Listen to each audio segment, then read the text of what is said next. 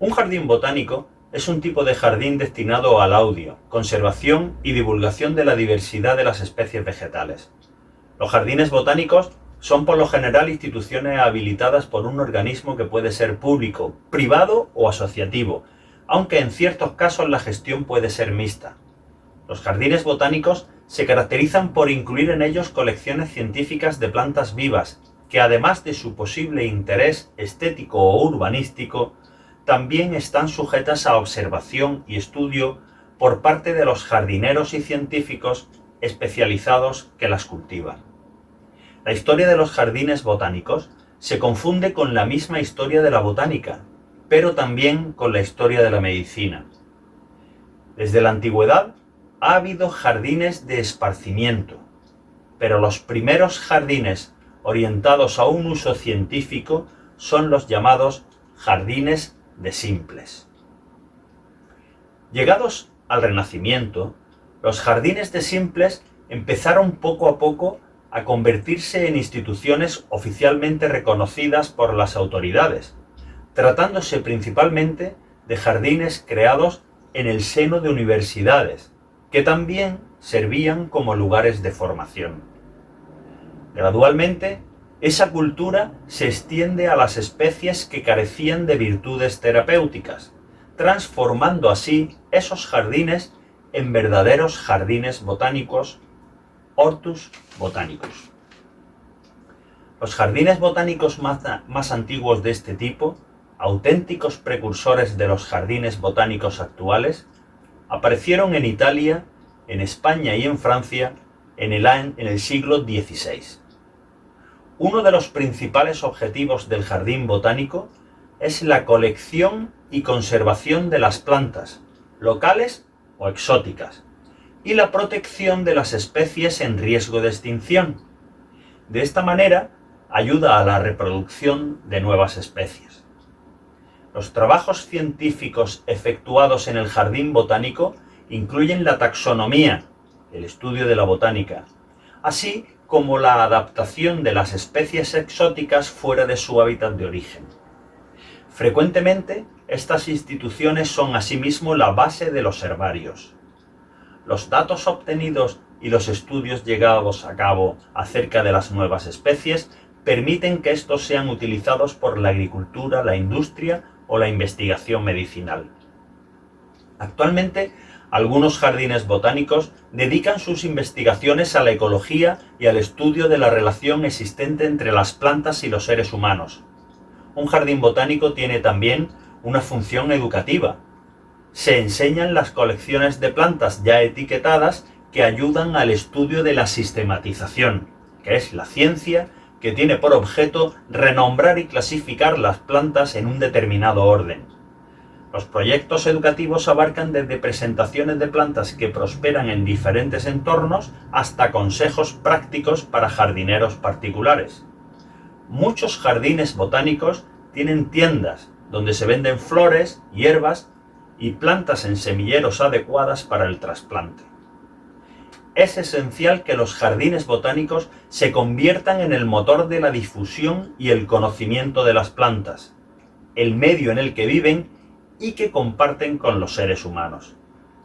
Los jardines botánicos se exponen plantas originarias de todo el mundo, generalmente con el objetivo de fomentar el interés de los visitantes hacia el mundo vegetal, aunque algunos de estos jardines se dedican exclusivamente a determinadas plantas y a especies concretas.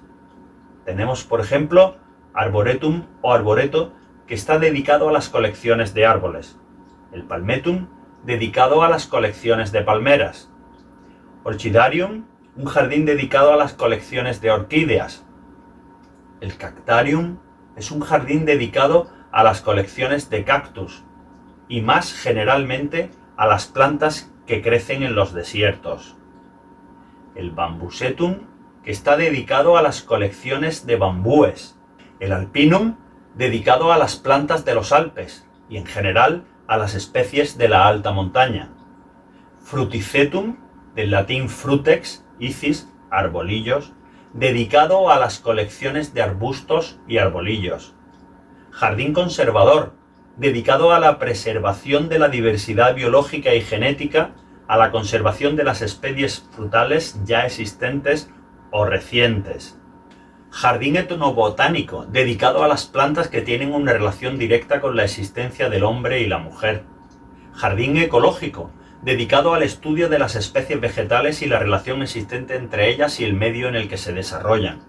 Jardín botánico, específico, dedicado a una flora local, que está dedicado al estudio de la vegetación propia de una región. Carpoteca, que es la colección de frutos clasificados, usada como material para el estudio de la botánica. Xiloteca, que es la colección de maderas clasificadas, usada como material para el estudio de la botánica. Herbario, colección de plantas secas clasificadas, usada como material para el estudio también de la botánica. El Index Seminum, o semillero, colección de semillas. Invernaderos, que son los jardines botánicos, disponen casi siempre de unas instalaciones adecuadas para la conservación de las especies exóticas que no se adaptan bien a un clima local. Los invernaderos cálidos para las plantas tropicales mantienen una atmósfera seca y disponen de equipamientos que corrigen los factores climáticos locales, recreando otro clima para las plantas grasas. Los invernaderos son unos lugares en los que las plantas mediterráneas, que no soportan bien las tierras muy frías, pasan el invierno en el interior de unas instalaciones relativamente resguardadas de las heladas, proporcionando a las plantas los factores que favorecen su desarrollo, tales como el aire, la humedad, el calor, la luz, etc. En los grandes jardines botánicos hay diversos sectores en los que se llevan a cabo diferentes actividades. Por ejemplo, colección de plantas vivas. El cuidado de las colecciones de las plantas vivas es el primer objetivo de un jardín botánico. Su cuidado debe ser irreprochable. Las plantas deben presentar un aspecto inmejorable y tienen que corresponder al tema general desarrollado por el jardín botánico. Cada planta debe ser reconocida por el jardinero encargado del sector en el que se encuentra, y cada una debe estar etiquetada y se debe seguir su evolución. Cuando una planta se incorpora a un jardín botánico, tiene que estar claramente identificada. Es primordial. Una vez identificada la planta, se trasplanta a aquella parte del jardín que le corresponde de forma que pueda desarrollarse adecuadamente y debe ser etiquetada y registrada. A partir de ese momento, el seguimiento de la planta será continuo hasta su muerte. El jardinero consignará las diferentes etapas por las que va pasando la planta en cuestión a lo largo de su vida. Colección de plantas secas o herbarios. Los herbarios son unos lugares habilitados para guardar las plantas secas. Este término, herbario, hace referencia también a una colección de plantas secas que se pegan a unas hojas de papel, pliegos, guardadas en diferentes carpetas, camisas. Actualmente, el herbario más importante del mundo está en Francia, en el Museo Nacional de Historia Natural de Francia, en París, que contiene más de 8 millones de especímenes botánicos. Los herbarios en un jardín botánico tienen una función preponderante. Tienen evidentemente una función científica, pero sobre todo tienen el cometido de conservar la memoria, cosa absolutamente indispensable. Esta memoria permitirá, con el transcurso de los años, conocer aquellas plantas que un día estuvieron presentes en el cultivo de los jardines. Todo jardín botánico que se considere importante debe tener un herbario y cuidar de su mantenimiento. En botánica, un herbario, del latín herbarium, es una colección de plantas o partes de plantas secadas, conservadas, identificadas y acompañadas de información crítica como la identidad del recolector, el lugar y la fecha de la recolección y el hábitat donde se encontraba la planta. Aunque primariamente se llama herbario a la colección de plantas secas, también se conoce como herbario al espacio donde se encuentra esta colección y a la institución que la gestiona. Las grandes colecciones suelen residir en instituciones de investigación, como jardines botánicos y departamentos universitarios, y se basan en el trabajo recolector de sus investigadores, a lo que se suma el fruto de frecuentes intercambios con instituciones parecidas. Este concepto de herbario es relativamente moderno. De hecho, en los siglos XV y XVI, la palabra herbario tenía una doble acepción diferente a las actuales. En primer lugar, se utilizaba para designar el libro en el cual se enumeraban, describían e ilustraban principalmente plantas medicinales y sus usos. En segundo lugar, también se utilizaba el término herbario para referirse a un conjunto de plantas vivas cuyo propósito era el estudio o la enseñanza de la botánica. Por otro lado tenemos el semillero. El semillero de un jardín botánico es un lugar fresco y seco en el que se depositan las semillas de las especies vegetales que se produzcan o no en el propio jardín. Estas semillas se recogen de forma prioritaria en su estado natural a fin de asegurar su pureza genética. Todos los grandes jardines botánicos disponen de personal especializado que, durante la estación de la fructificación de las semillas, realizan determinadas giras para ir a recoger las semillas de las especies salvajes de origen natural. En función de los objetivos del jardín, estas expediciones se limitan al conjunto de la comarca o de la región en la que se encuentran. Algunos jardines botánicos programan expediciones al extranjero para satisfacer sus necesidades de investigación. Evidentemente, los jardineros pueden recoger las semillas de las plantas que se encuentran en el jardín botánico, pero es necesario prestar atención a las contaminaciones producidas por la hidratación no controlada entre los géneros o las diferentes especies que se cultivan. En este caso, la pureza genética corre el peligro de no ser respetada. En este caso, es necesario indicarlo así por medio de una inscripción en la que se detalle el jardín de origen en el que se recogieron las semillas. Verdaderos bancos de semillas, los semilleros, conservan los lotes de semillas en enormes cámaras frías o incluso en congeladores.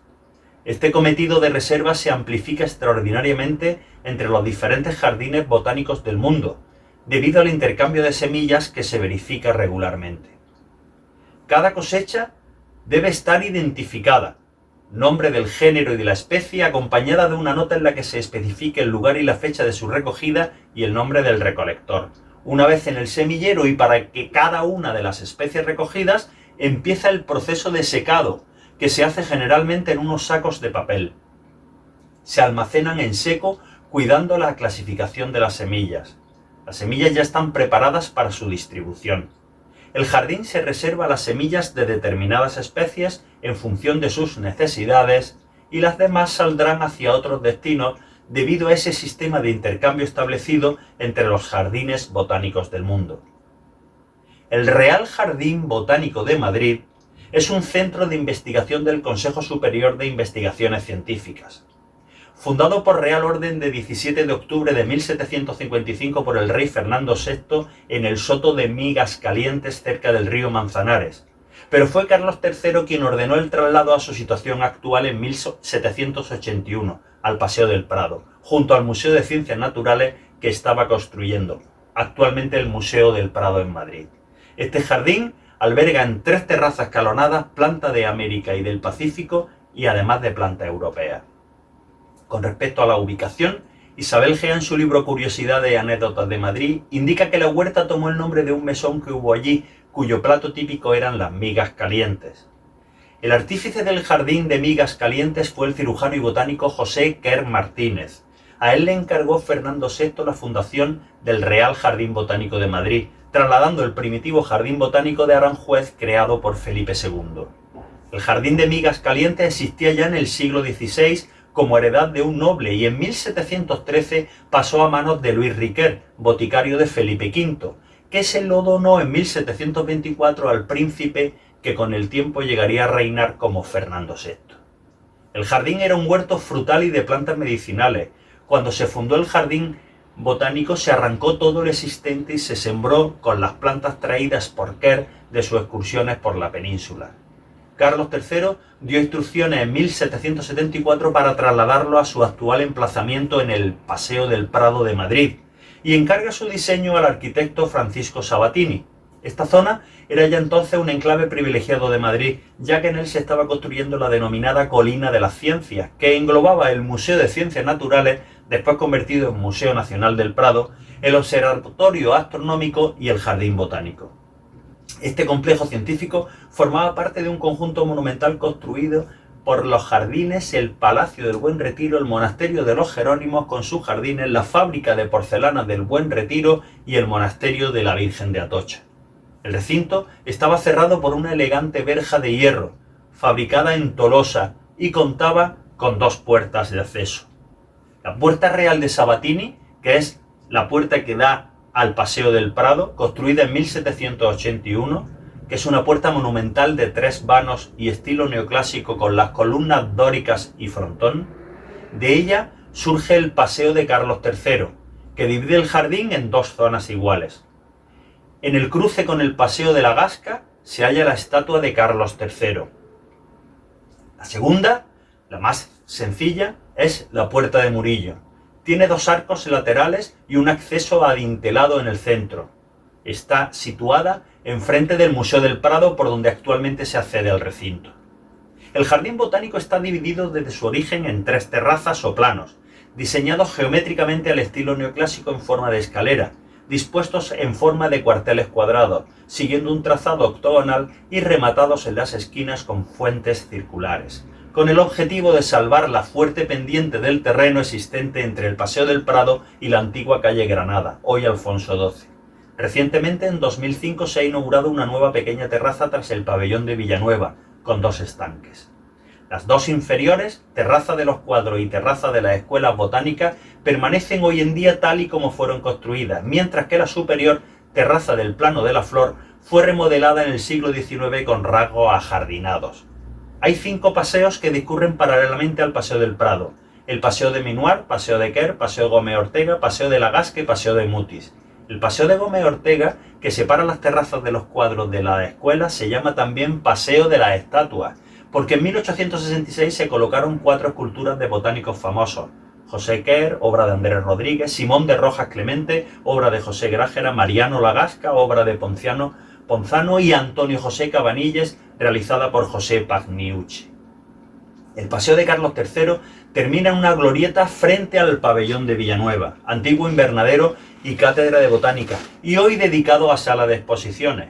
En el centro hay un estanque ovoide con una fuente en forma de obelisco realizado en 1859 por José María Rubio Escudero y rematado por el busto en bronce de Carlos Linneo, considerado como el padre de la ciencia botánica.